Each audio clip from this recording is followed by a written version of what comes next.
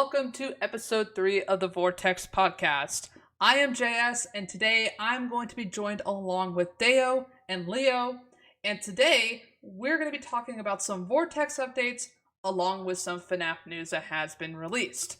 So, again, I am JS, and Deo, Leo, how are you guys doing today? Any life updates you want to give? Not really.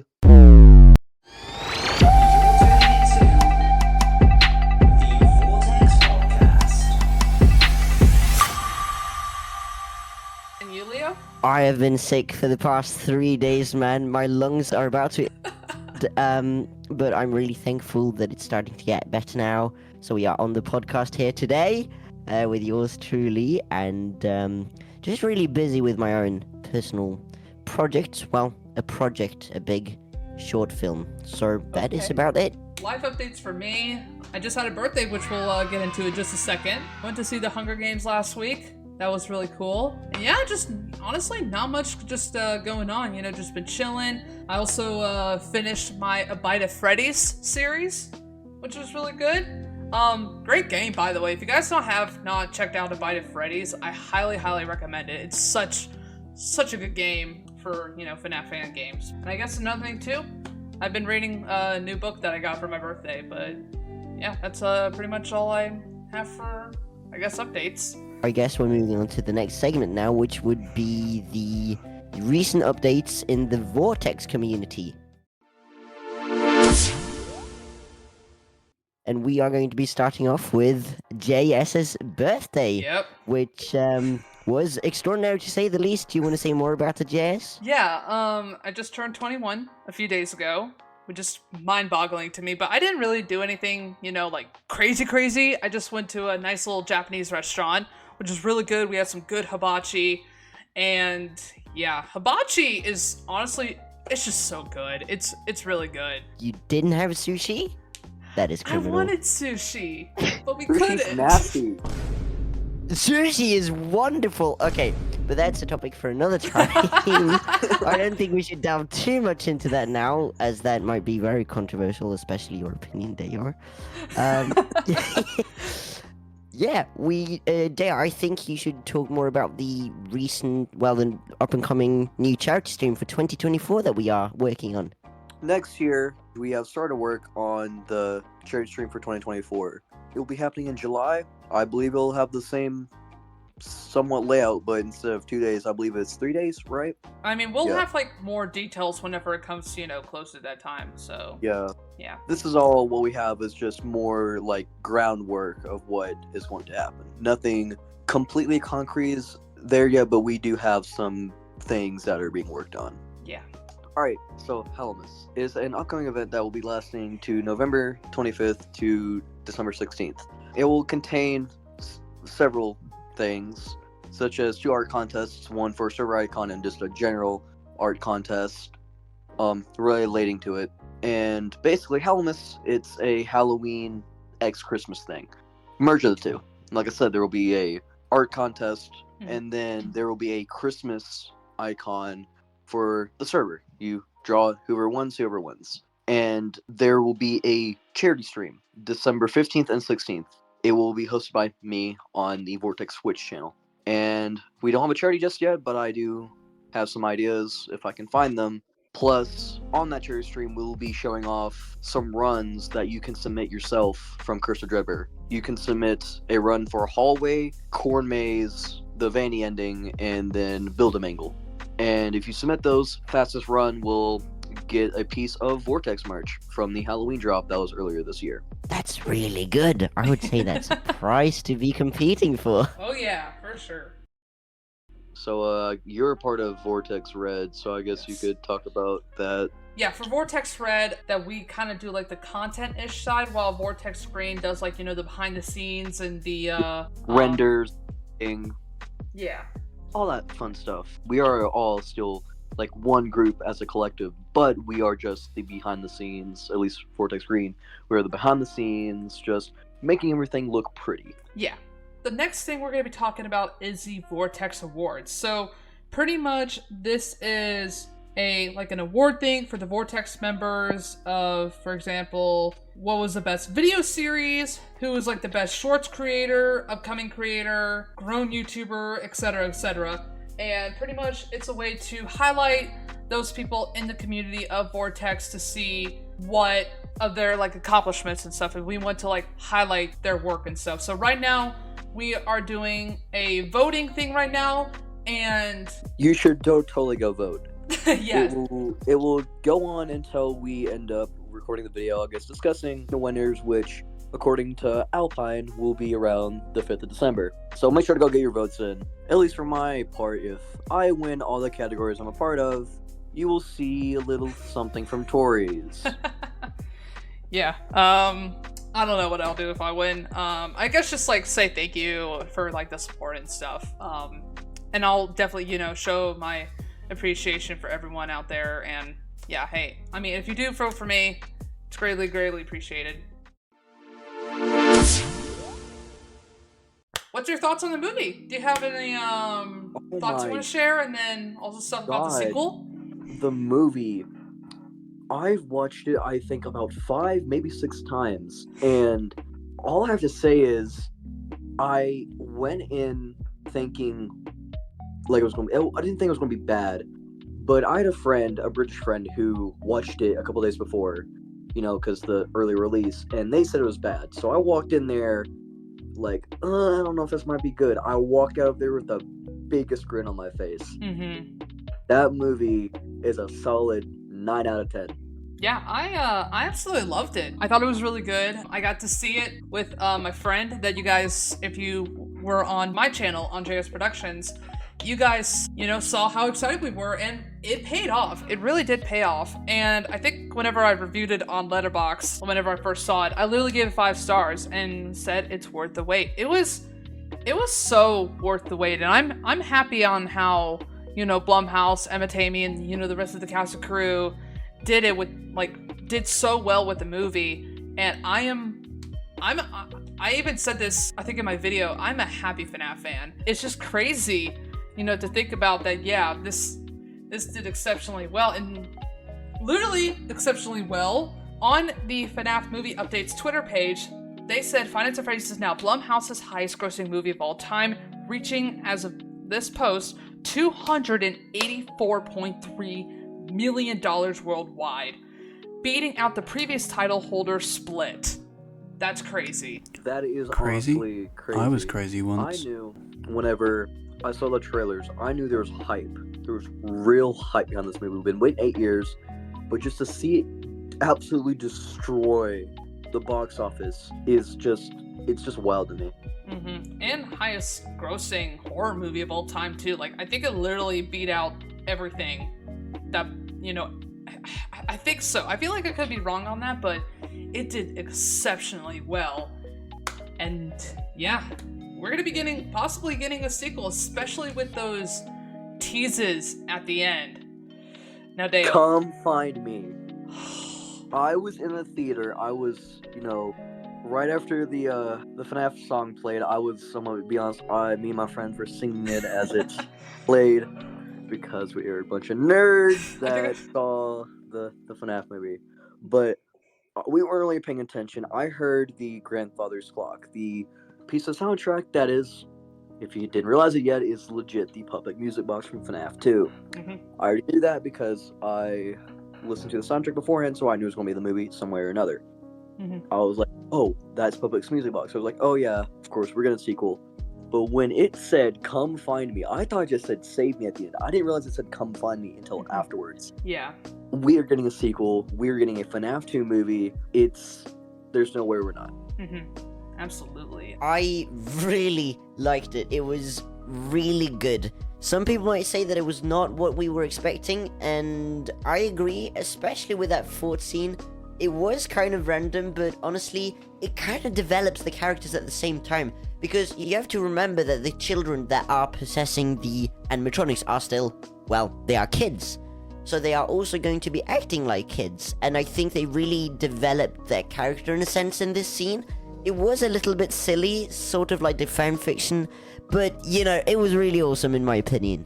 I guess while we're at it, what was your favorite scene in the movie? If we can add that as well. Even though I have some complaints about it, I think that my favorite scene has to be the Springlock scene. It was a unique take on it, and I was more expecting the, oh, Mike, don't leave me here type of deal. But no, we got the whole bullying down, and he was obliterated by the cupcake, believe it or not. I really found it cool that all the animatronics suddenly realized that, oh, this guy is a bad person, and we are going to kill him now. And the tense music and everything building up to him slowly crumbling down on his knees there. It's awesome. It's awesome in my opinion. Yeah, I didn't expect any less from the FNAF movie. We have been waiting for 8 years for this wonderful movie, and I'm so glad it's finally out. I'm sure lots of people agree, and this is why, it got as much money as it did. Scary or not, the only reason that I think it earned loads of money is because Five Nights at Freddy's has such a loyal fan base, and that's why I believe it, deserves all the money it received from the box office. So, great job to Scott and the director and everyone involved with this project.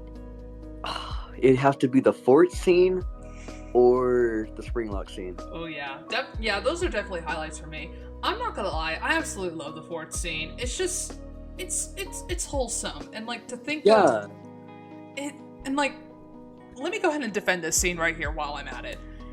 If you think about it, these kids in the suits, they have not had... Yeah, exactly, they're kids, and they have not literally had their life taken away, like, when they were really, really young, and all they were doing for most of the time is just performing all of the time with, with these souls and these robots. But whenever Abby came along, they felt like kids again.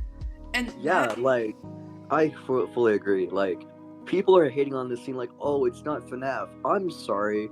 FNAF is supposed to be scary. This thing came out of the gate being goofy, silly, and campy horror. Mm-hmm.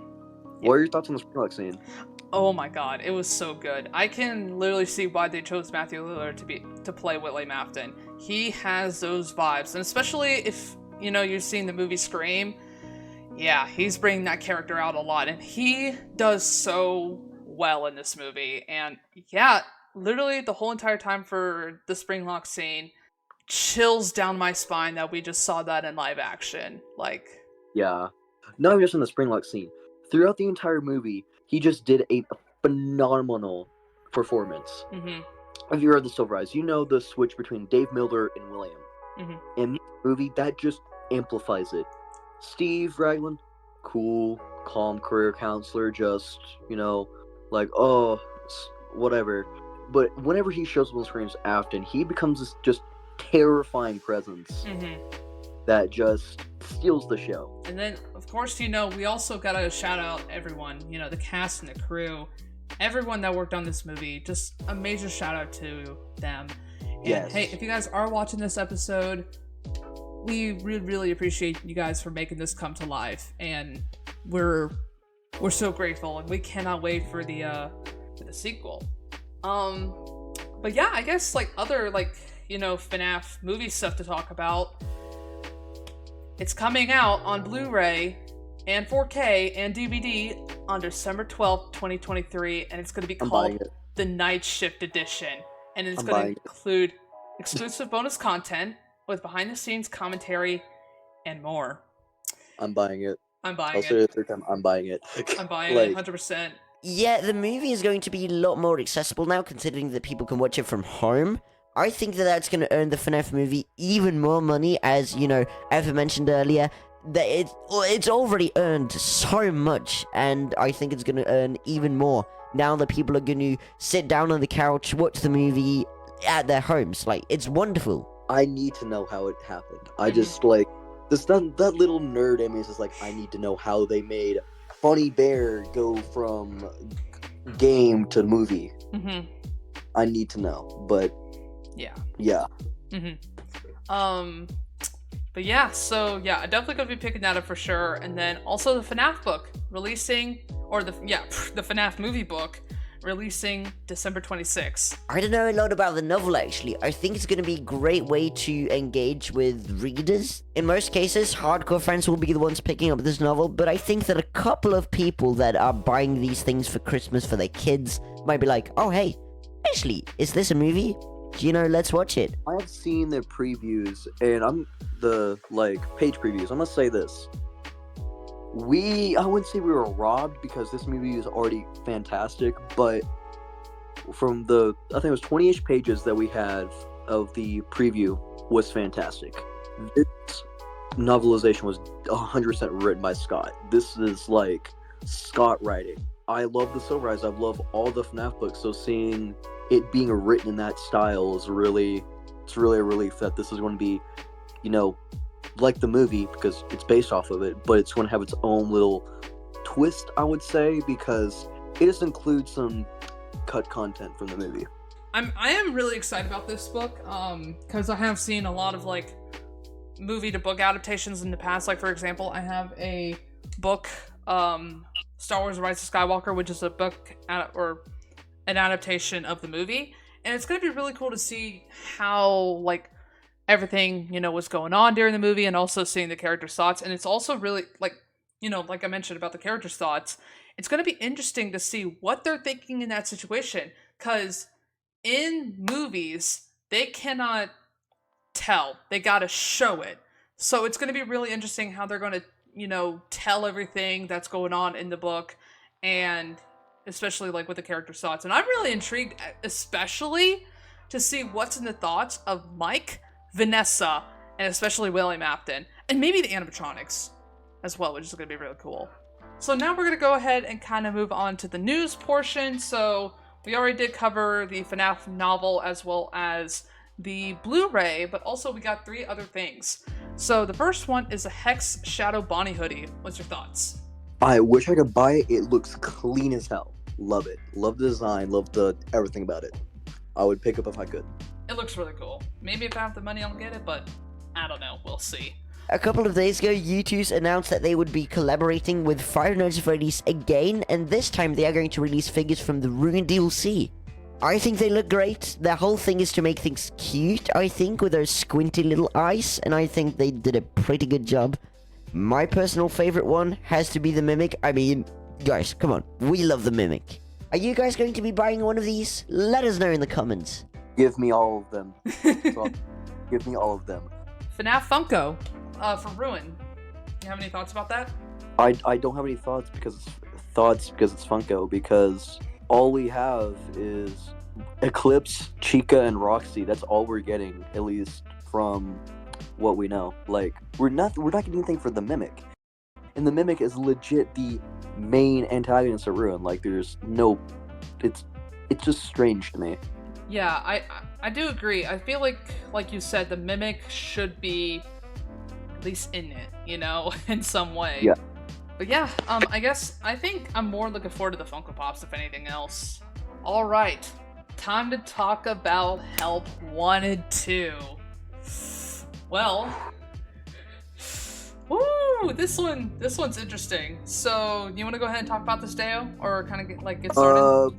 I turned into a little screaming fangirl when I saw the trailer, because I woke up to that. Babe, Help Wanted 2 drop. That's literally how my morning was.